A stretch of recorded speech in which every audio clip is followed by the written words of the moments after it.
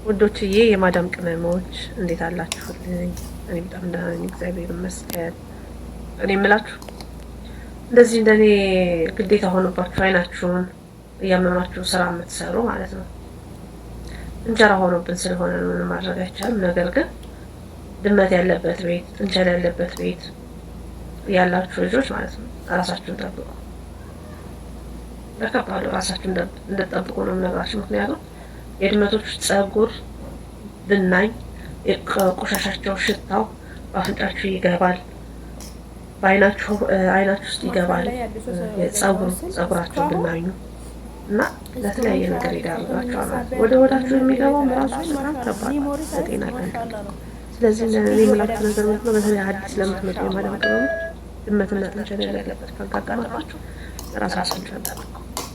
እኔ አሁን ድፍን 2 ዓመት ከ7 ወር ከ8 ወር ሆነኝ። እንደዚህ ሁልጊዜ በቃ ሳይነስ አለብኝ፣ እንጀራ ሆኖብኝ ነው።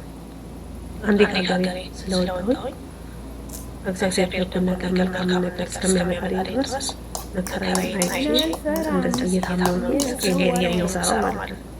የተሻለ ነገር ለማግኘት ስለሆነ ከሀገሬ ነው የወጣሁት እና ምን እላችሁ ነው ራሳችሁን ጠብቁ። ከማንኛውም ነገር ራሳችሁን ጠብቁ። አሁን ደግሞ እዚህ ሀገር ሙቀት ስለሆነ እነዚህ እንትኖች አሉ፣ ቁጫጮች አሉ እና ለነዛ ለቁጫጮች ማለት ነው መድኃኒት ስትረጩ ወይም ስትበትኑ በቀላሉ ወደ አፍንጫችሁ ሊገባ ይችላል። ስለዚህ ሲባል ጥንቃቄ ያድርጉ እና እኔ ያ ነገር ሁላ ተጨምሮ አይኔን ይሄው እንደምታዩት በቃ ይሄው እያያችሁኝ ነው። ምንም አይነት ሪፈር ምናምን አልተጠቀምኩም። እንደዚህ እንደምታዩት ነው እና ከባድ ነው። እራሳችሁን ጠብቁ ውዶች፣ የኔ የማዳም ቅመሞች እህቶቼ ማለት ነው እና እግዚአብሔር ከኛ ጋር ካለ መድኃኒዓለም ክርስቶስ እኔ ደግሞ ጸልዩ ለሰላም ከዚያ ጋር ወደ ሀገር እንድገባ የእናንተ ጸሎት ያስፈልገኛል። የኔ ማሮች ውድ ነው ማረጋችሁ እህቶቼ፣ ተባረኩ ውዶቼ።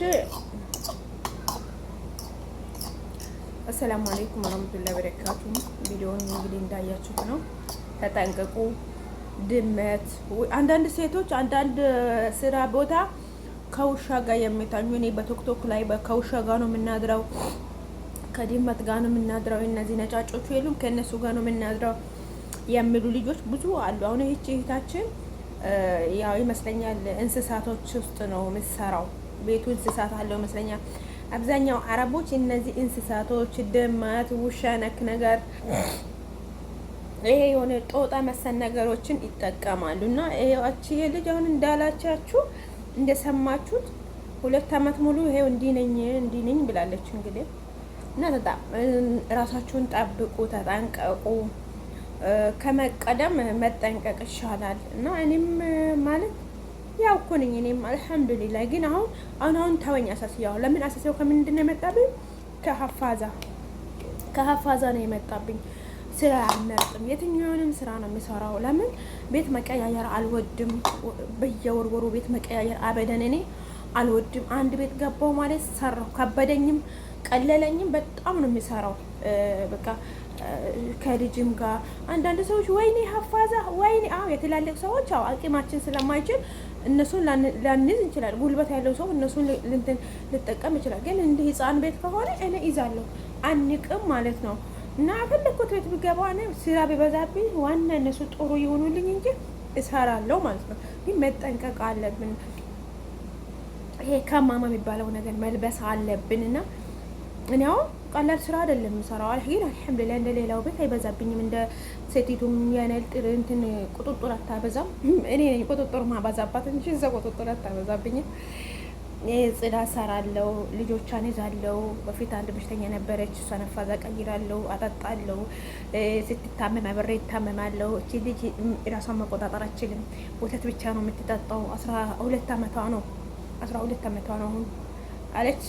ግን እኔ ነኝ የማያነሳት፣ እኔ ነኝ የምጥላት። አሁን የእሱ ስሜቱ ራሱ እኔ እጄ በሽተኛ ሆኛለሁ ማለት ነው። ግን ያ ምንድነው ይሁን